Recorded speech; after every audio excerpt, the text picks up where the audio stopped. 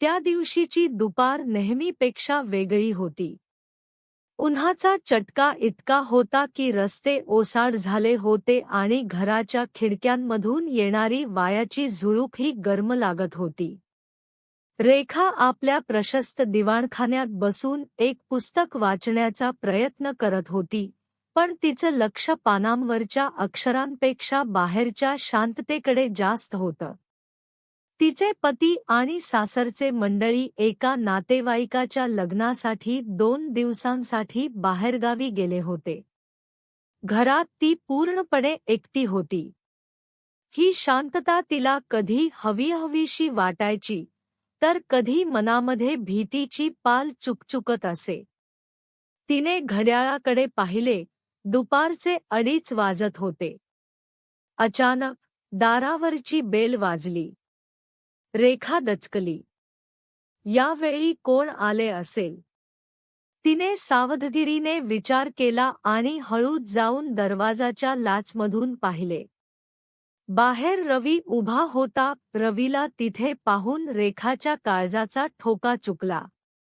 रवी, तिच्या आयुष्यातील असा एक व्यक्ती, ज्याच्याशी तिचं नातं शब्दात मांडणं कठीण होतं. तो तिचा जुना मित्र होता, की त्याहूनही काही जास्त. हे कोड तिला कधीच सुटलं नव्हतं. तिने थरथरत्या हाताने दरवाजा उघडला. रवी आत आला. त्याच्या चेहऱ्यावर एक अपराधी पण तरीही ओढ असलेला भाव होता. तू इथे? तुला माहीत आहे ना घरात कुणीच नाहीये? रेखाने थोड्या रागात पण काळजीने विचारले. रवीने मागे वळून दार लावून घेतले आणि म्हणाला, हो रेखा, म्हणूनच आलोय. मला माहीत होतं की तू एकटी आहेस. आजन विचारता येण्याचं धाडस केलं, कारण मला तुला खूप काही सांगायचं होतं. रेखा काही वेळ गप्प राहिली. तिच्या मनात विचारांचे वादळ उठले होते. समाज, नियम आणि नैतिकतेच्या भिंती एका बाजूला आणि समोर उभा असलेला रवी दुसऱ्या बाजूला. दोघंही दिवाणखान्यात बसले. सोफ्यावर बसल्यावर त्यांच्यामध्ये असलेलं 2 फुटांचं अंतर जणू मैलाच वाटत होतं. रेखाने उठून पाणी आणलं. रवीने पाण्याचा ग्लास घेताना तिचा हात हलकासा स्पर्शला. त्या स्पर्शाने रेखाच्या अंगावर काटा आला. ती पटकन मागे सरकली आणि खिडकीबाहेर पाहू लागली. रवी शांतपणे म्हणाला, रेखा, आयुष्य किती विचित्र असतं ना. आपण ज्या गोष्टी टाळण्याचा प्रयत्न करतो, त्याच पुन्हा पुन्हा समोर येतात. आपल्या दोघांचं हे नातं. तुला काय वाटतं याबद्दल? रेखाने एक दीर्घ श्वास घेतला. रवी, आपण जे करतोय ते चुकीचं आहे. माझे लग्न झाले आहे. तुझी आपली वेगळी दुनिया आहे. आपण अशा प्रकारे चोरून भेटणं, एकमेकांबद्दल विचार करणं हे आपल्या दोघांच्याही भविष्यासाठी चांगलं नाही. पण रवीच्या डोळ्यात एक वेगळीच आर्जवी होती. तो उठला आणि रेखाच्या जवळ जाऊन उभा राहिला. चुकीचं काय आणि बरोबर काय, हे ठरवणारे आपण कोण? मनाला जे हवंसं वाटतं, ते मिळवण्यासाठी कधी कधी नियमांच्या पलीकडे जावं लागतं. खोलीत आता एसीचा थंड वारा वाहत होता, पण तरीही वातावरणात एक ऊब जाणवत होती. रवीने रेखाचा चेहरा आपल्या हातात घेतला. रेखाने सुरुवातीला विरोध करण्याचा प्रयत्न केला, पण रवीच्या डोळ्यांतील प्रामाणिकपणा पाहून ती विरघळली. त्यांच्या गप्पा आता जुन्या आठवणींकडे वळल्या होत्या. कॉलेजचे ते दिवस, एकत्र घालवलेले क्षण आणि परिस्थितीमुळे झालेली ताटातूट. प्रत्येक शब्दागणिक त्यांच्यातील अंतर कमी होत होतं. रेखाला जाणीव झाली की ती कितीही नाकारत असली तरी रवी तिच्या मनाच्या एका कोपऱ्यात कायमचा वसलेला आहे. तासनतास ते बोलत राहिले. कधी हसले, तर कधी जुन्या दुःखांवर चर्चा केली.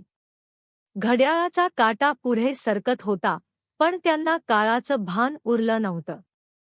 सकाळच्या उन्हाची जागा आता संधिप्रकाशाने घेतली होती. घराच्या कोपऱ्यात अंधार दाटून येत होता. रेखाला समजलं की आता रवीच्या जाण्याची वेळ झाली आहे.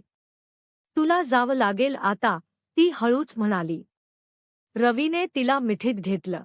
त्या मिठीत एक सुरक्षा होती, एक ओढ होती आणि कदाचित एक वेदनाही होती, पुन्हा कधी भेटू याची खात्री नसल्याची वेदना.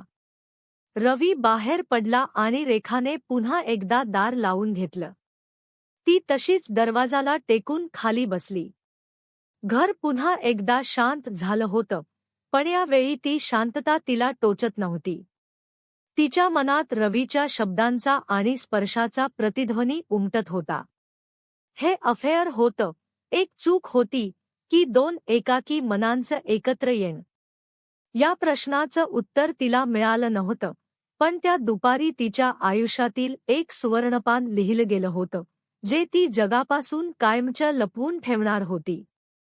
बाहेर संध्याकाळचे सावट गर्द होऊ लागले होते. रवी जाण्यासाठी उठला, पण त्याचे पाय जणू जमिनीला खिळले होते.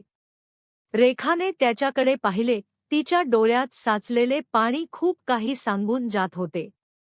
हे नातं जगाच्या नजरेत अफेअर होतं, पण त्यांच्यासाठी तो एक असा कोपरा होता जिथे ते स्वतःशी प्रामाणिक राहू शकत होते. पुन्हा कधी भेटणार? रेखाने अतिशय हळू आवाजात विचारले. रवीने तिच्या जवळ जाऊन तिचे थरथरणारे हात आपल्या हातात घेतले. रेखा, आजची ही दुपार आपल्या दोघांच्याही आयुष्यात एक सुंदर रहस्य म्हणून राहील. आपण दोघंही आपापल्या जगात बांधले गेलो आहोत. हे ओढ आपल्याला सुखावते, पण हीच ओढ उद्या वेदना देऊ शकते. त्याने तिच्या कपाळावर एक हलकासा स्पर्श केला. तो स्पर्श निरोपाचा होता की पुन्हा येण्याच्या वचनाचा, हे रेखाला कळले नाही.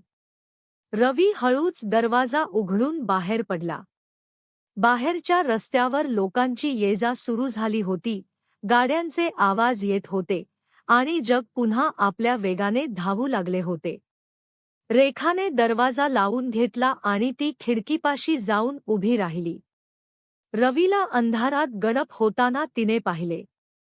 मनात एक प्रचंड रिकामेपणा जाणवला, पण त्याच वेळी एक समाधानही होत की या धावपळीच्या आयुष्यात तिला तिचे हक्काचे काही क्षण मिळाले. तिने आरशात स्वतःला पाहिले. तिची विस्कटलेली बटा आणि चेहऱ्यावरची लाली तिच्या मनातल्या वादळाची साक्ष देत होती. तिने स्वतःला सावरले, दिवाणखान्यातले विस्कटलेले उशी नीट केले आणि घराची सगळी ओळखीची मांडणी पुन्हा तशीच केली, जणू काही तिथे कोणी आलंच नव्हतं. थोड्याच वेळात तिच्या फोनवर घरच्यांचा मेसेज आला, आम्ही निघालोय, 2 तासात पोहोचू. रेखाने सुस्कारा सोडला. ती पुन्हा एकदा आदर्श पत्नी आणि सुनेच्या भूमिकेत शिरली होती. पण तिच्या हृदयाच्या एका खोल कप्प्यात, त्या बंद खोलीतली रवीची सोबत आणि तो एकात कायमचा जिवंत राहणार होता. काही नाती पूर्णत्वास जात नाहीत, पण ती अपूर्ण राहूनही आयुष्याला एक वेगळा अर्थ देऊन जातात. रेखाने खिडकी लावून घेतली आणि ती स्वयंपाकघराकडे वळली, त्या दुपारी घडलेल्या प्रसंगाला आपल्या मनाच्या तिजोरीत कायमचं बंद करून.